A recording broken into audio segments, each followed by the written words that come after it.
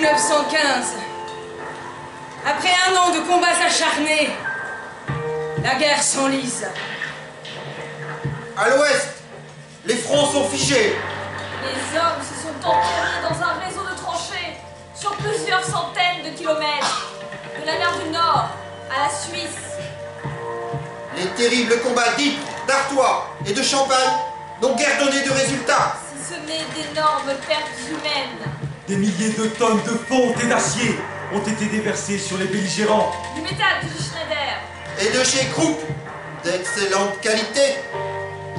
Le sang ruisselle.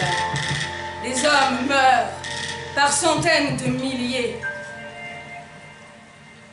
C'est alors que le président du Conseil va rendre visite à Nicolas II, tsar de toutes les Russies.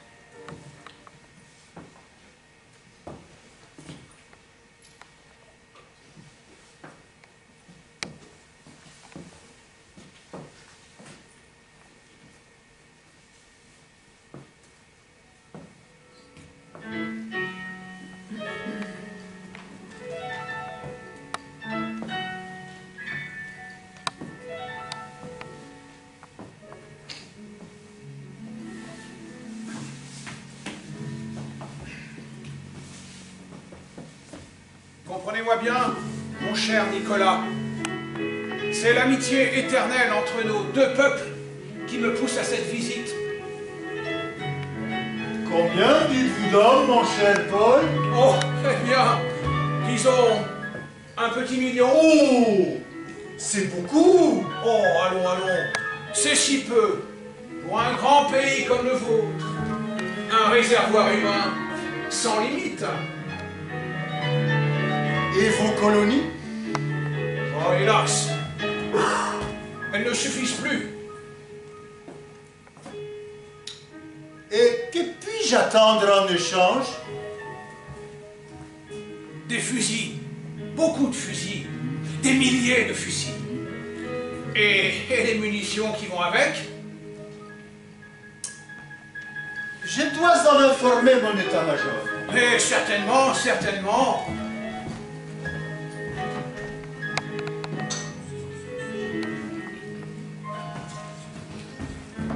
À la fin de 1915, la diplomatie s'active. Le temps presse. Messieurs, nous devons envoyer un corps expéditionnaire en France. La guerre traîne en longueur. Ils ont déjà enrôlé leurs nègres, mais ça n'est pas assez. Il leur faut des Russes.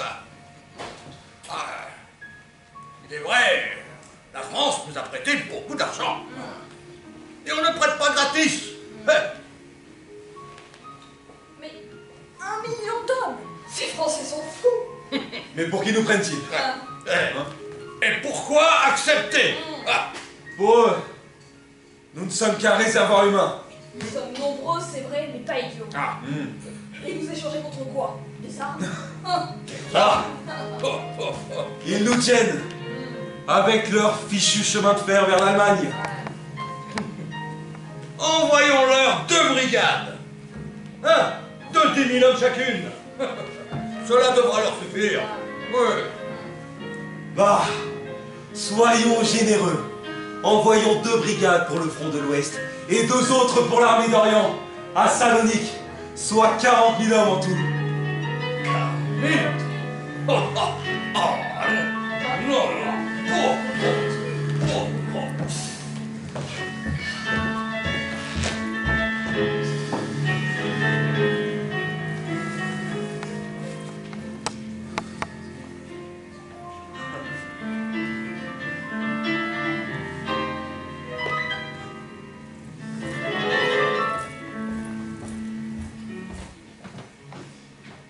Les Russes obtiennent des compensations inespérées.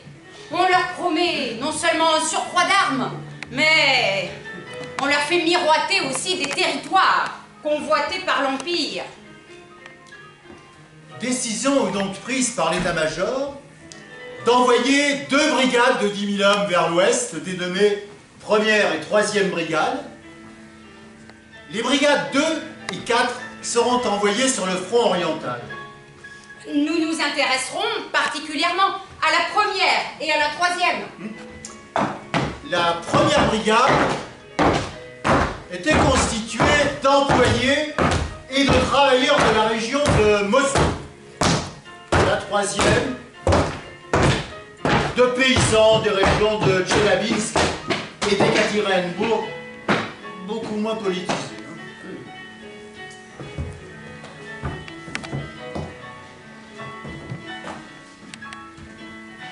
Stéphane Gavrilenko, caporal de la 1re brigade, écrit dans ses mémoires. 29 décembre 1915, l'ordre est arrivé à Saratov de désigner 2 compagnies en vue d'un départ pour la France. Ce jour-là, on nous a désignés, mais beaucoup étaient volontaires pour partir à l'étranger et faire un voyage autour du monde.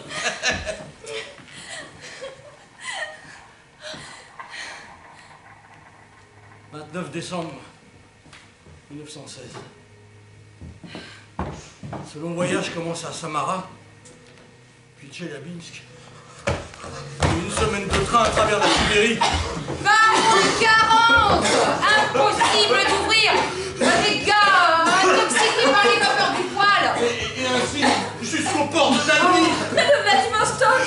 Pour un voyage de 2 mois, 72 jours exactement. à travers la mer de Chine, Hong Kong, Singapour! l'océan Indien, Ceylan. Djibouti, la mer Rouge. le canal de Suez. Au cours de cette traversée, les soldats ont souffert. Chaleur torride, froid extrême, conditions d'hygiène déplorables, menaces, brimades. Discipline de fer, avec châtiment corporel à la clé. Georges Samotine, de la 1re brigade, témoigne.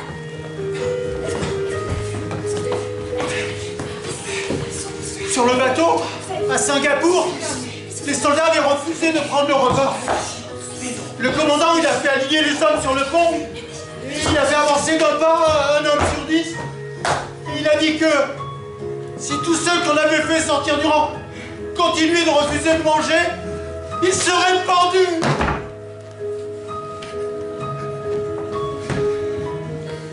Pourquoi refusaient-ils de manger? Ils avaient surpris les cuisiniers en train de se baigner dans les bassines qui servaient à faire la soupe.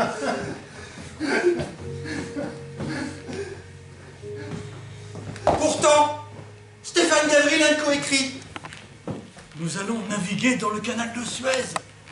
Un canal construit par un ingénieur français, Ferdinand de Lesseps. Il fait chaud. Nous découvrons des fruits acides, des bananes, et surtout des dattes. Ah, le moral est au beau fixe.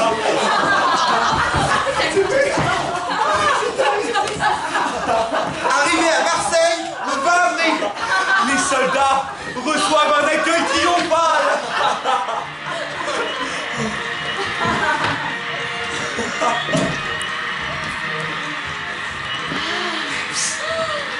C'est russe!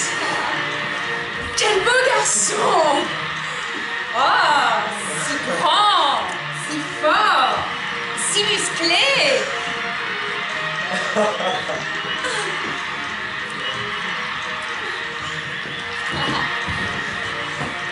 Et aussitôt arrivés, perçoivent un fusil et prennent le train vers le nord pour le camp de Mailly, près de Reims. À 70 km du front.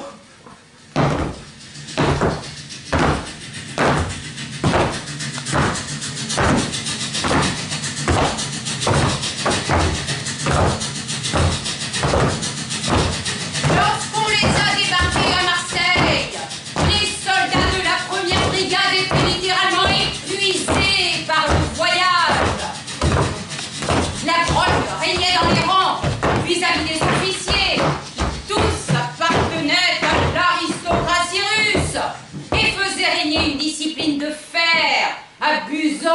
châtiment corporel. Cet antagonisme initial eut d'importantes conséquences pour la suite des événements.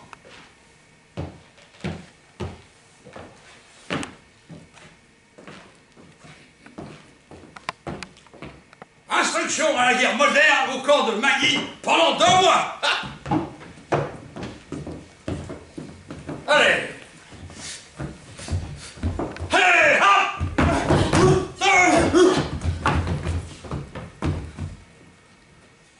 Hey, hop. Hey, hop. Puis, la première brigade tient le secteur d'Aubérive, à l'est de Reims. Premier combat.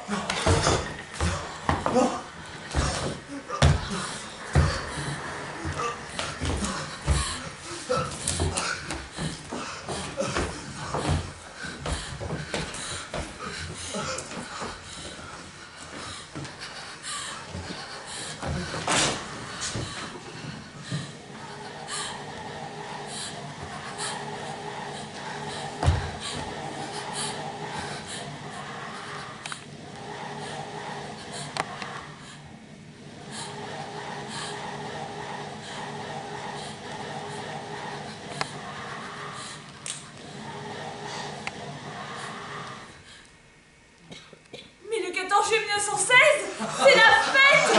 Grande opération séduction! L'état-major russe et français! On envoie défiler un groupe de soldats de la première brigade à Paris!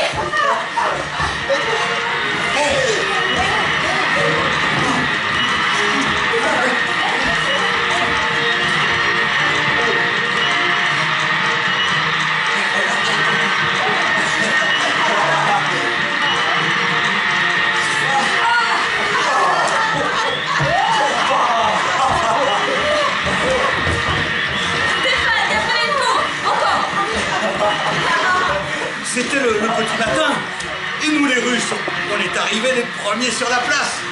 Alors, on a vu se rassembler les Français, au milieu desquels se distinguaient par leur excellente présentation les troupes coloniales, composées d'indigènes en provenance des îles appartenant à la France. Au début, en nous voyant, le public est demeuré stupéfait, et pendant un court instant, un silence absolu s'est installé. Il s'est transformé d'un seul coup en un tonnerre d'applaudissements qui couvrait la musique.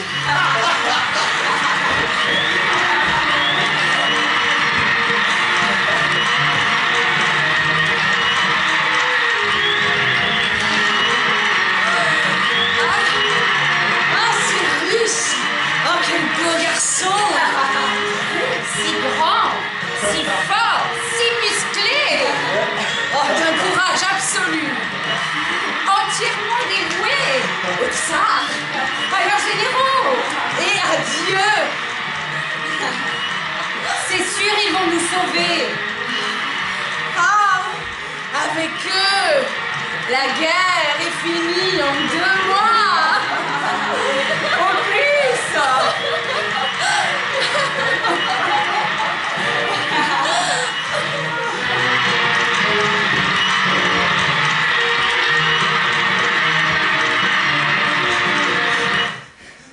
Mais les meilleures choses ont une fin.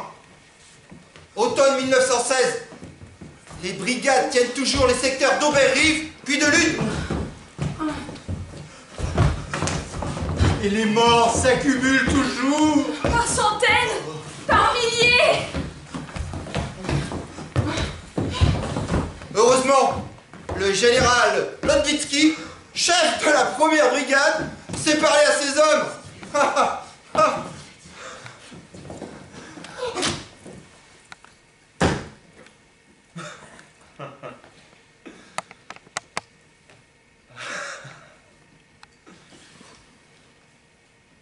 Pour tous,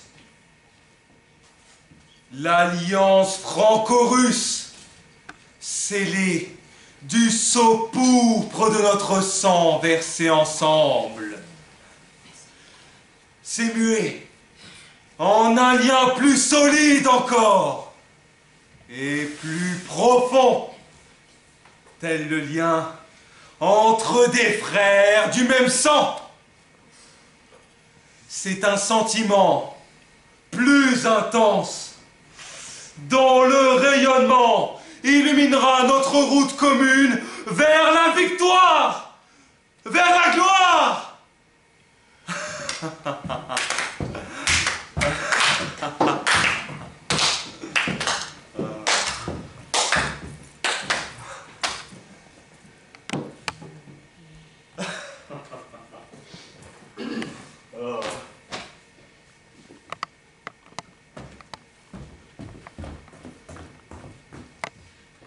Personne n'imaginait alors les événements qui allaient intervenir.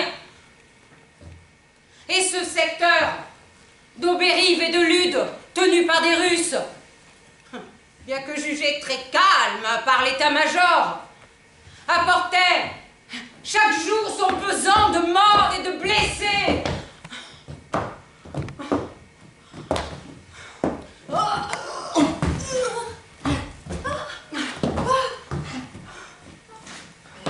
Dans ce secteur prétendument si calme, toutes les baïonnettes revenaient chaque soir rouges de sang.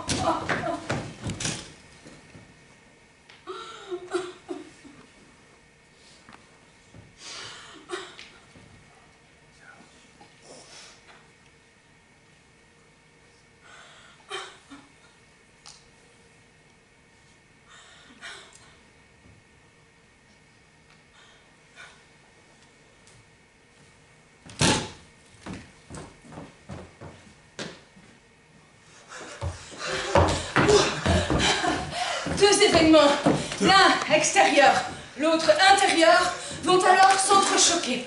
Le 15 mars, après plusieurs journées de manifestations, à Pétrograd bien sûr, Par les femmes qui réclament du pain sur la perspective Nevsky.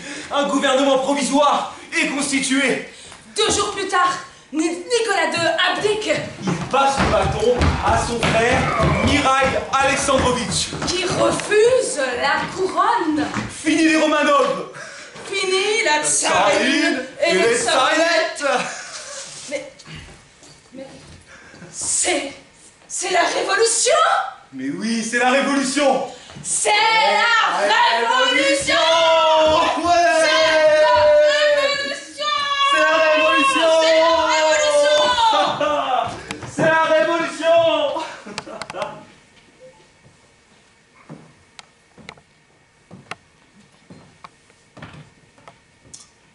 Ces événements du printemps 1917 étaient censés ne pas affecter la mission du corps expéditionnaire russe en France. Alors, le gouvernement provisoire nomma 2 nouveaux représentants et donna des consignes de démocratisation de l'armée. Mais les soldats comprirent que la révolution était plus complexe qu'on ne le leur disait. Et qu'il y avait aussi des bolcheviks dans cette révolution. Mais pour l'heure, les soldats appréciaient l'ordre, le prikaz numéro 1.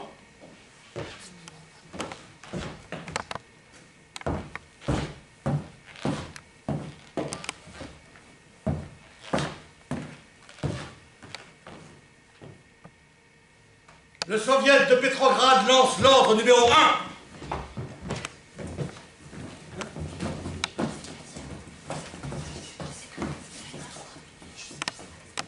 Désormais, les soldats citoyens jouiront de leur plein droit.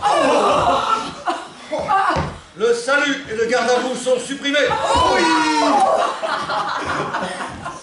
En dehors du service, les châtiments corporels aussi sont supprimés. On discute politique. On élise démocratiquement des comités de représentants dans toutes les unités. À la grande frayeur des autorités françaises, bien sûr. Des comités de soldats. Des soviets sont élus au sein des 2 brigades. Soviets, surtout orientés vers une tentative de canalisation des désirs de retour en Russie pour aider la révolution, sans que cela n'obère l'acceptation, Durement obtenus. En effet, de participer à une dernière offensive, celle d'avril 1917, avant d'exiger le rapatriement. Deuxième événement. À l'intérieur, le général Nivelle, bien décidé à devenir le grand héros de la guerre et supplanter Pétain, organise l'offensive du chemin des dames. Le 6 avril, c'est l'assaut. Les 2 brigades sont jetées dans la mêlée. Consigny, À Brimont, le Mont Spin, la côte 108. le général Lodwitsky envoie même au combat les malades et les blessés non cicatrisés pour jeter toutes les forces humaines dans le combat. Après 3 jours de combat, le commandement réalise l'inutilité d'une telle attaque. Presque toutes les unités se sont repliées. on compte 271 000 morts, blessés, disparus et prisonniers. Parmi les victimes, 7500 soldats coloniaux et 6000 Russes. C'est l'hécatombe. Mais désormais, épuisé par les combats et effaré par l'absurdité d'un tel carnage, Et après le changement de régime en Russie et ce nouveau gouvernement apparemment porteur d'espoir, Les soldats ne peuvent plus se soumettre à leurs officiers et réclament leur transfert dans un camp, loin du front, pour se reposer. et pour marquer le refus d'une autorité. Mais non, de 2 autorités, la française et la russe.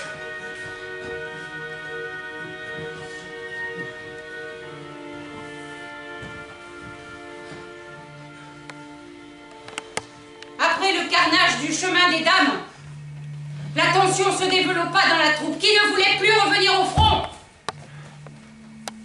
Le 1er mai 1917 constitue alors la journée de rupture.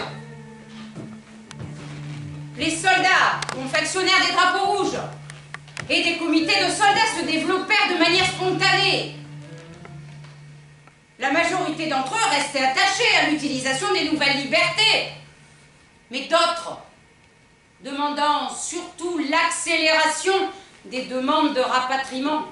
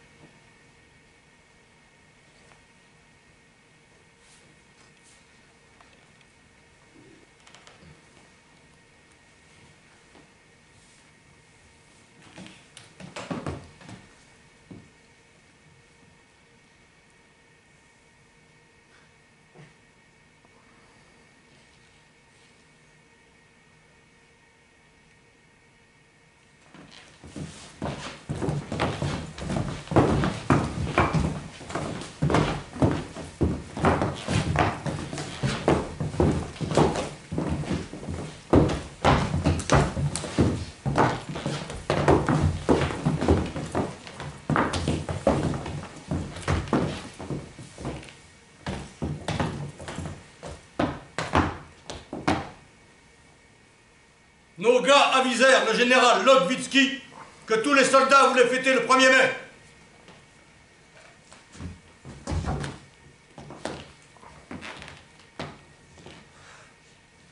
À notre grand regret, croyez-le bien, nous devons remettre la fête au lendemain. Car ce jour-là doit arriver le grand général Palitzine. Le grand Palitzine était surtout un des grands fossoyeurs de la première révolution de 1905. Par ailleurs, pour lire l'ordre du gouvernement provisoire, le régiment devra se rassembler sans armes. Quoi?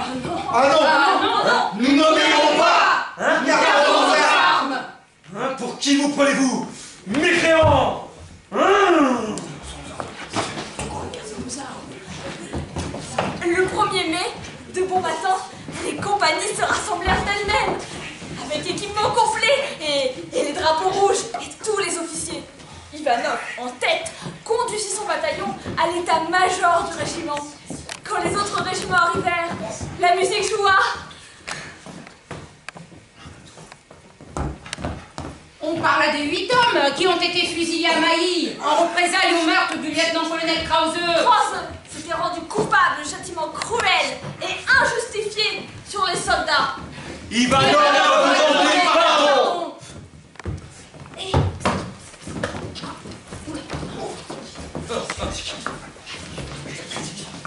Devant les soldats au repos, le général Palitzine vient lire les dépêches du gouvernement de Petrograd.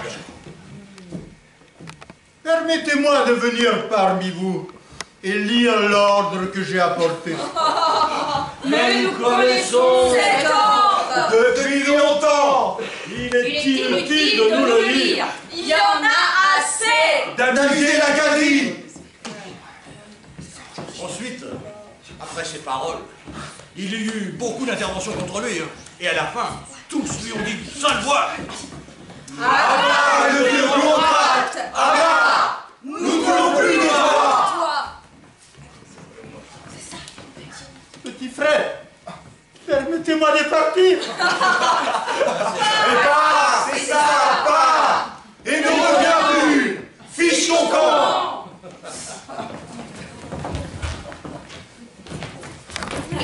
Et il s'empressa de le filer. Après ça, il y a eu à nouveau une série de discours concernant les besoins des soldats. Et chacun disait ce qu'il avait sur le cœur depuis des années.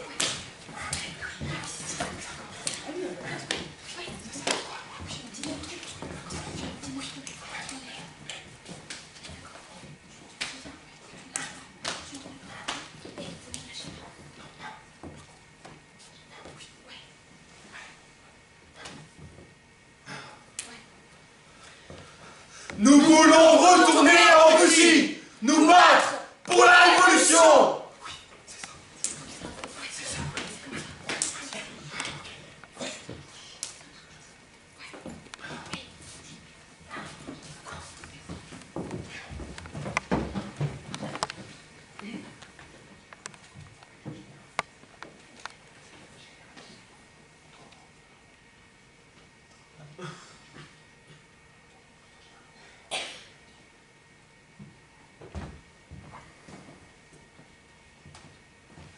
Mais notre général consentait à tout et a dit: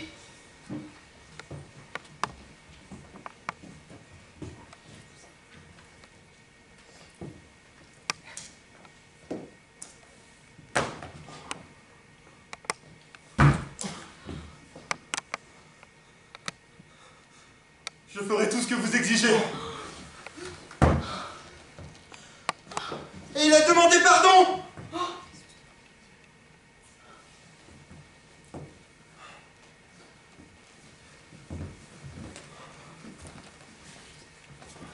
Alors, les représentants du gouvernement provisoire tentèrent de s'adresser aux soldats.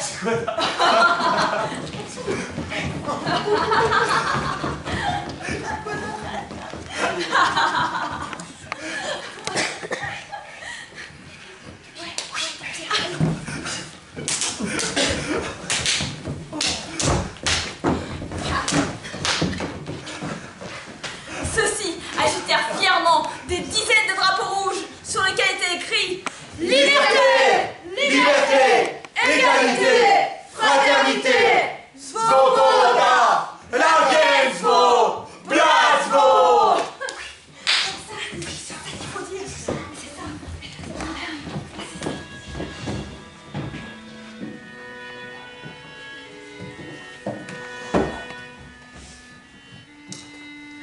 L'état-major, inquiet de cette subversion, voulut séparer les Russes du reste des armées. Mais l'isolement ne résolut rien. Les soldats répartis dans plusieurs camps contestaient les ordres des officiers russes, à qui ils ne faisaient plus confiance et qu'ils assimilaient à l'ancien régime. C'est ce qui conduisit début juin à la décision du transfert des brigades russes loin du front, dans le centre de la France.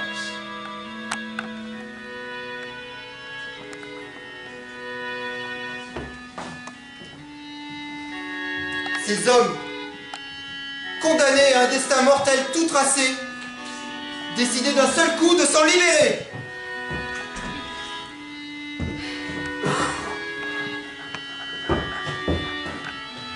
Nous exigeons toujours de Retourner en Russie.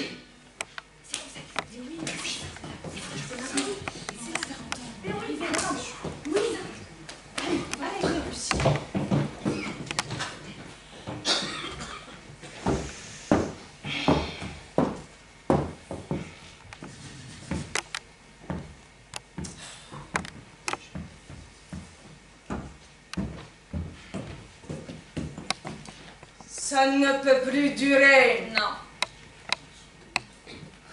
L'ordre n'est plus respecté. Ils dansent, ils chantent. C'est l'armée entière qu'on méprise. Ils veulent tout décider par eux-mêmes. Des soviets, des votes pour tout et n'importe quoi. Messieurs, l'heure est grave. Hein? Ce désordre risque de s'étendre. Dans vos rangs comme dans les nôtres. Spécialement dans les vôtres. Ils doivent rentrer en Russie. Oh non! Non, pas s'ils sont armés. Ouais. Mais justement, c'est le problème. Ils veulent conserver leurs armes. Il faut les isoler. Vraiment. Et au plus vite. Nous avons bien une solution. Ah. Ouais. En attendant, Un camp peut les accueillir.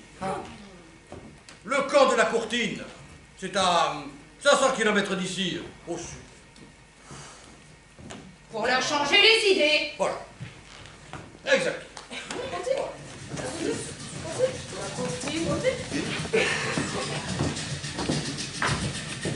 Les soldats de la première brigade arrivent le 26 juin 1917 à la Courtine, puis, quelques jours plus tard, ceux de la troisième brigade.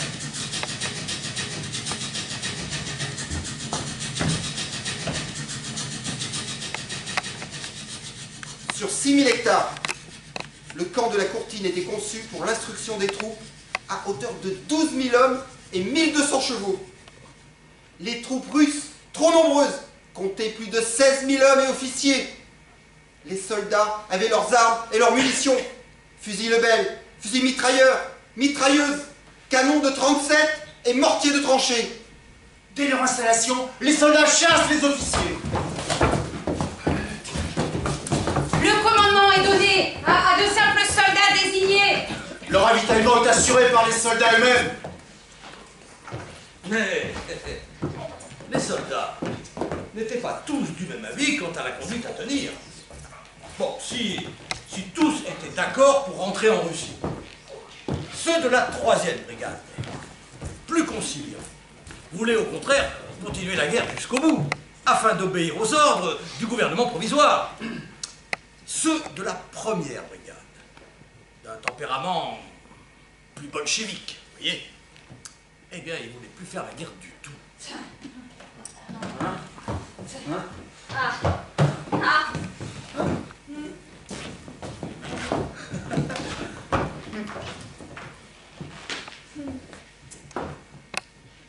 Conciliant, Ouais, vous vous couchez devant l'état-major et devant les Français. ouais. Enragés, vous voulez l'échec de la révolution. Mais soumis, les démagogues vous manipulent. Borné. Ah ouais? Vous favorisez la tyrannie et la violence. Exactement. Sociotraite, Ouais, vous servez le parti de l'étranger. ouais. Hein? Maximaliste? Vous jouez le jeu des Prussiens, c'est ça? Hein? Intransigeant, bolchevique, liberticide.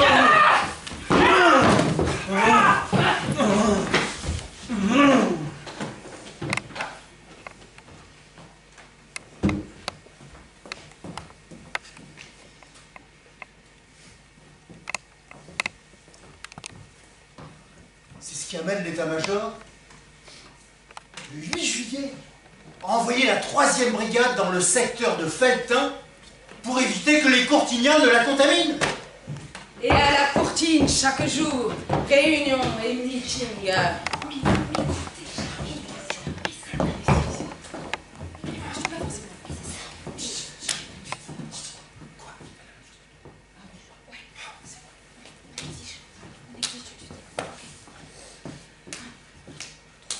Nous exigeons toujours de retourner en Russie. Le gouvernement provisoire tente de les amadouer en envoyant 2 civils, 2 avocats, Brun et Zlatikov. Messieurs, voyons, soyez raisonnables.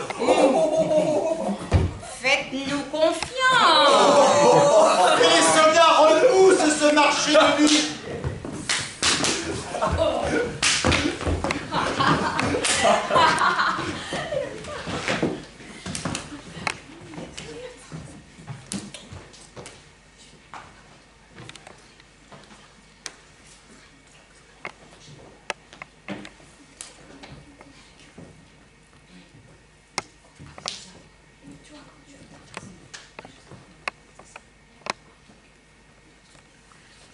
Mon général, il faut ramener ces gaillards à la raison. Vous avez raison, mon général. Je m'en occupe. Le général Zonkiewicz tente d'utiliser des éléments de la 3e brigade, réputés plus modérés, pour mettre un terme à la révolte.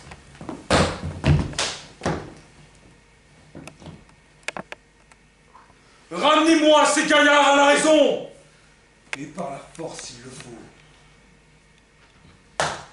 Pas question. Nous ne sommes pas tous d'accord, mais ce sont nos frères. Hein? Pour qui vous prenez-vous? Brigand. Et les tentatives de négociation reprenaient de plus belle. Et se heurtaient toujours aux niettes des soldats. Mais fin juillet, arrestation de Baltaïs et Volkov, les responsables du comité de la 1re brigade, qui avaient accepté une de ces offres de négociation. Avec eux, 800 soldats les suivent. Baltaïs et Volkov sont envoyés en prison à Bordeaux, puis au Fort Liedo, à l'île d'Aix.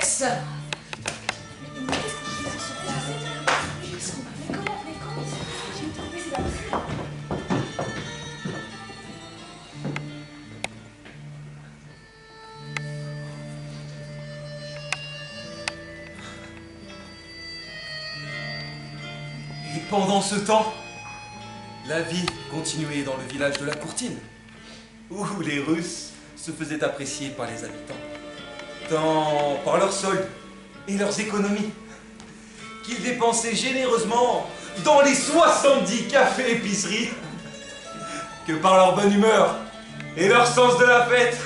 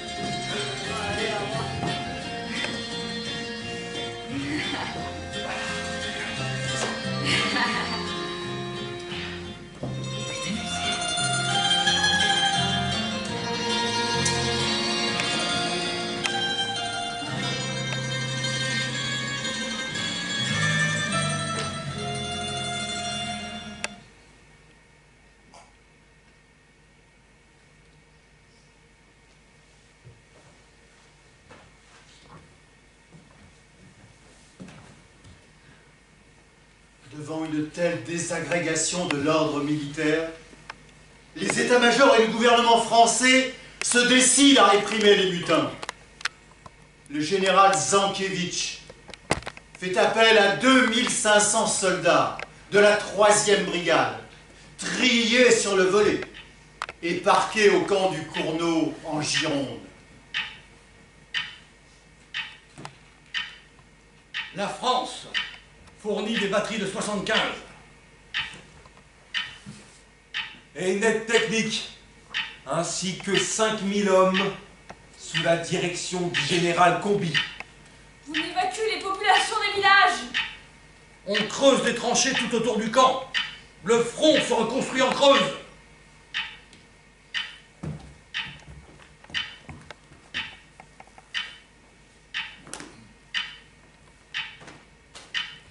Le gouvernement français souhaitait le rapatriement des Russes. Foch fit savoir le 24 juillet au président du Conseil Painlevé qu'il était indispensable pour des raisons disciplinaires que le départ de la 1re brigade ne soit pas différé. La France pouvait fournir des bateaux pour au moins 6000 hommes. Mais le gouvernement provisoire ne souhaitait pas recevoir les soldats russes. Il usa de prétextes divers avant de décider de régler la question d'abord sur le sol français, par les moyens les plus énergiques, autorisant la mort. Le 15 septembre, on tente un dernier compromis par l'intermédiaire d'un prêtre, l'abbé Lamiro.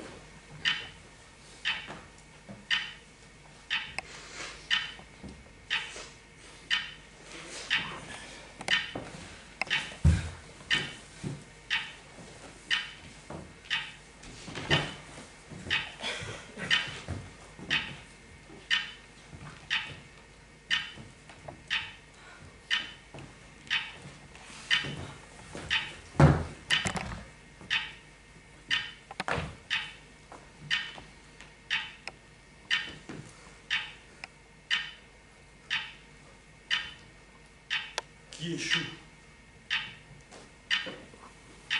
Le 16 septembre à 10 h. Premier coup de canon. Puis 3 autres. Les mutins répliquent en chantant la Marseillaise et la marche funèbre de Chopin.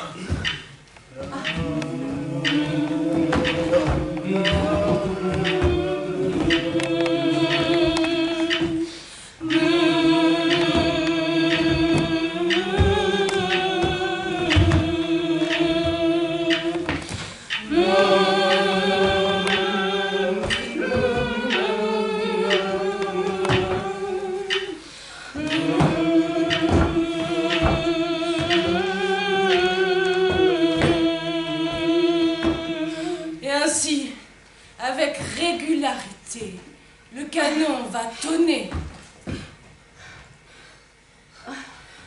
Le 17 septembre, 200 soldats se rendent. En 3 jours de bombardement, 880 obus de 75 sont tirés. Le 19 septembre, c'est la fin. Les tirs cessent. Les mutins se rendent. On arrête Globa, responsable du comité, successeur de Baltaïs et Volkov devant le mess des officiers.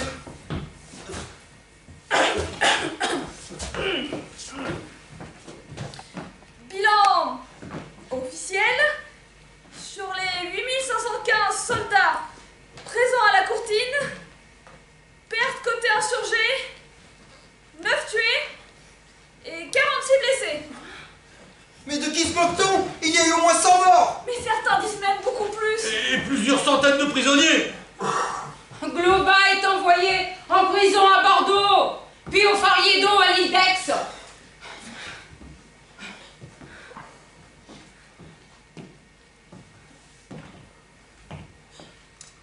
Après la répression de la mutinerie, le fossé se creusa encore entre ceux de la 1re brigade et ceux de la 3e brigade. Beaucoup d'entre eux se croisèrent au camp du Courneux en Gironde. Il y a eu des échauffourées. Dès que deux gars d'une brigade ont croisé un de l'autre brigade, ils le battaient. À coups de poing et de couteau. Et même à coup de revolver. Mais oui. Il y a eu beaucoup de blessés. Les correspondances échangées en témoignent. Ces événements de septembre y apparaissent comme une tâche sanglante et honteuse qui sera très longue, voire impossible à effacer les mémoires. C'est un précipice profond qui sépare désormais les deux camps. Les Français proposèrent aux Russes d'intégrer sous uniforme français une unité combattante pour continuer la guerre, sans soviet cette fois. Quelques centaines acceptèrent, parmi lesquels Malinovski, futur ministre de la Défense de Khrouchtchev.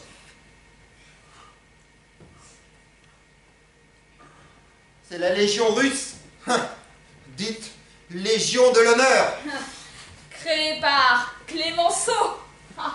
La France soutenait les Blancs, Ouais. fidèle au tsar, contre les Rouges.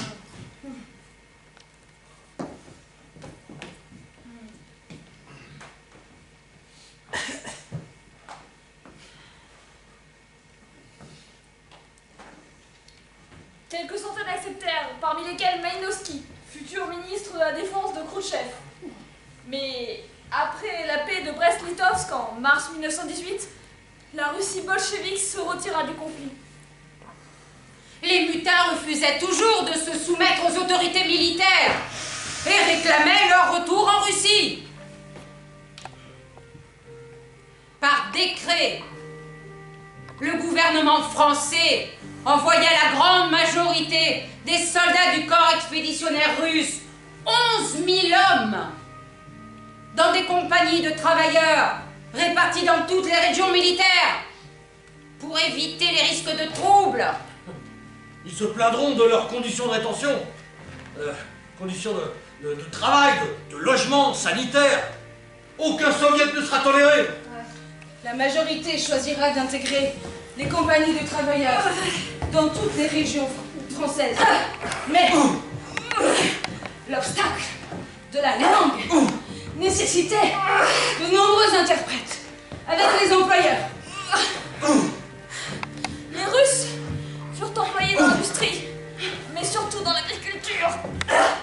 partie des travailleurs fut envoyée dans les fermes. Les Russes préféraient les paysans aux prisonniers allemands. À Lure, en Haute-Saône, la compagnie 7-2 travaillait dans un important chantier de production de pierre qui se trouvait à la forêt de Roy, au lieu-dit les Foules Terres. La compagnie stationnait à Lure et venait donc travailler à Roy afin d'extraire du sable et du gravier. Les compagnies 7-7 et 7-9 furent employées comme bûcherons auxiliaires dans la forêt de Joux. Pourtant, le travail pénible n'empêcha pas les travailleurs, partout, de tisser des relations, des liens d'amitié, d'amour aussi, avec les populations. Mais ils ont aussi organisé des grèves. La solidarité était omniprésente. Causant une grande frayeur des autorités militaires, Avec du des filets gouvernement, et drapeaux rouges. de la police.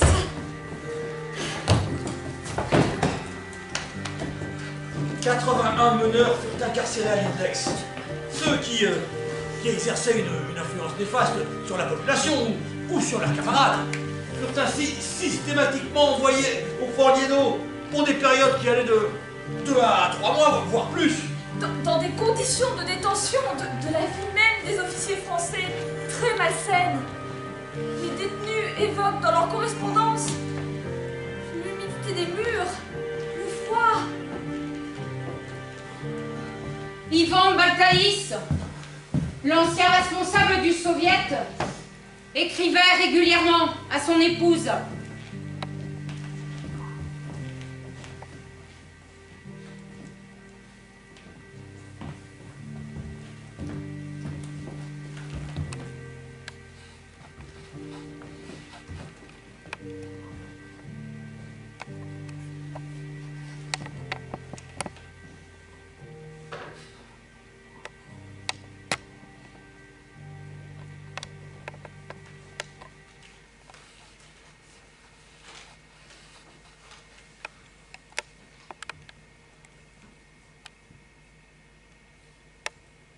Ma chère Alexandra, je crois qu'après toutes ces horreurs qui ont marqué la disparition des organisations séculaires de la Russie bourgeoise et autocratique, surgira une république russe à donner au travail, un pays renouvelé où régnera le bonheur.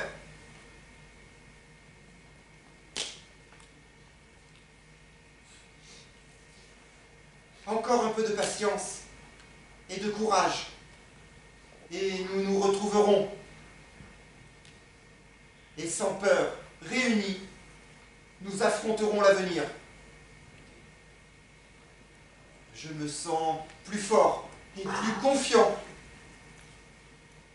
Tous les jours, la vie m'apparaît plus captivante. Et cela dans une prison. Pour un homme libre, la diversité de la vie est sans limite. Regarde plus fixement, écoute. Si ton âme est fatiguée, si les hommes t'affligent, si tu ne trouves autour de toi, dans le monde, qu'injustice flagrante, fuis le monde. Recueille-toi au sein de la nature. La contemplation de la nature est le meilleur remède universel contre la souffrance. Ton Ivan.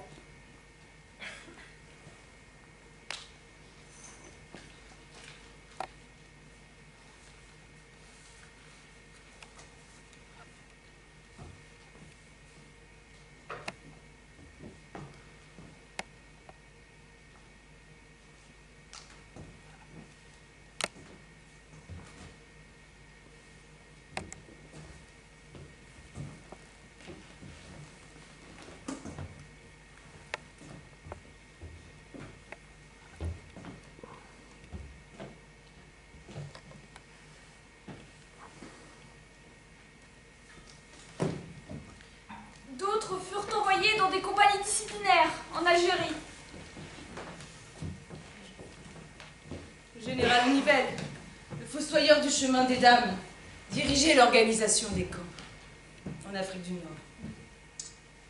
En 17 et 18, plus de 9000 Russes y furent parqués et transférés vers les compagnies des 3 divisions algériennes, affectés à des travaux éprouvants de coupe de bois, de terrassement, de défrichement, notamment pour les chemins de fer et les mines, au service de l'État et des colons. Pour mater les irréductibles imprégnés de bolchevisme, les autorités ouvrirent des camps d'internement à Mersel-Kébir, Jelfa, Tolga, Médéa, Soukaras, Tébessa, Blida. Les conditions de détention y étaient si dures qu'il valait mieux ne pas opposer de résistance. Témoignage. Le peuple d'ici vit sous le protectorat de la France républicaine, plus mal que nous ne vivions sous Nicolas II. Les Français les battent à coups de bâton et les font travailler comme des animaux. Mais nous haïssons les Français. Ah. Et il y a de quoi, hein. Et nous ne sommes pas les seuls, d'ailleurs. Les Arabes aussi sont mal payés par eux. Et ils les maltraitent, ils les punissent très sévèrement. Comme sous notre ancien régime. Mais ça ne durera pas. La chute de l'oppresseur n'est pas loin. C'est très triste et très pénible de voir comment on traite aujourd'hui en Afrique les soldats russes. Mais c'est encore plus pénible de voir comment on traite les civils, les Arabes. Malgré tous les efforts du commandement pour séparer les individus, les liens avec les populations locales existèrent pourtant.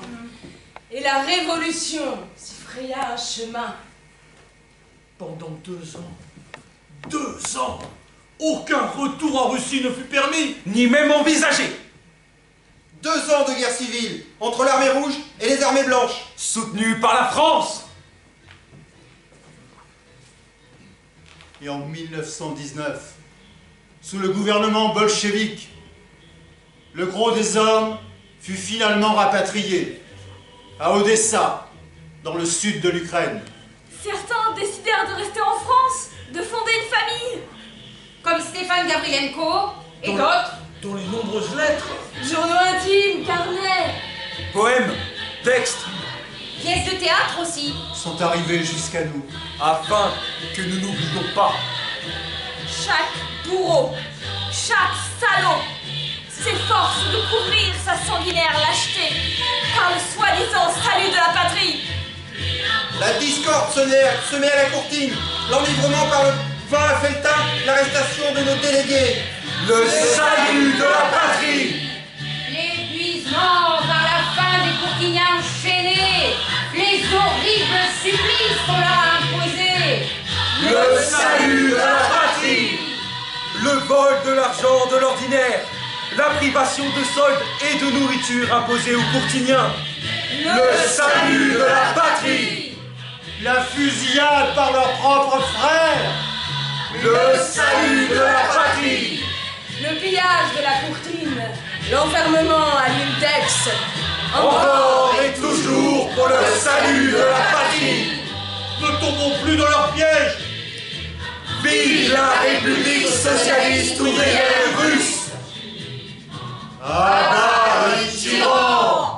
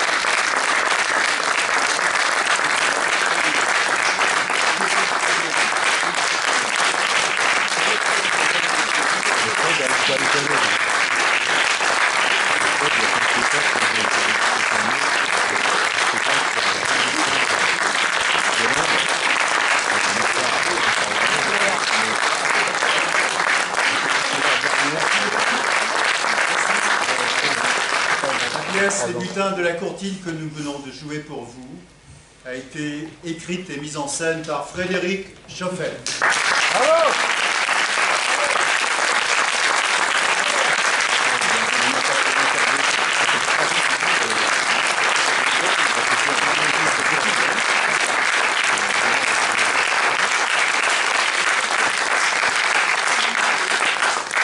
Merci, elle était interprétée par Jean-Marc Deprez.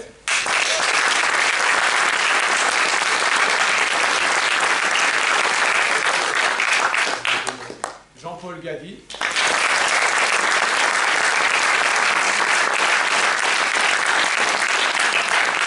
Mireille Verdier.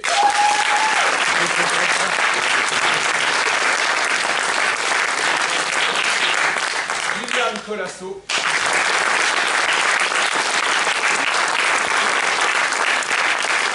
César Di Battista.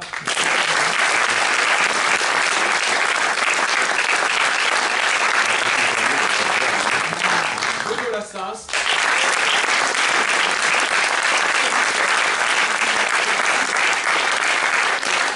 Maria Drey.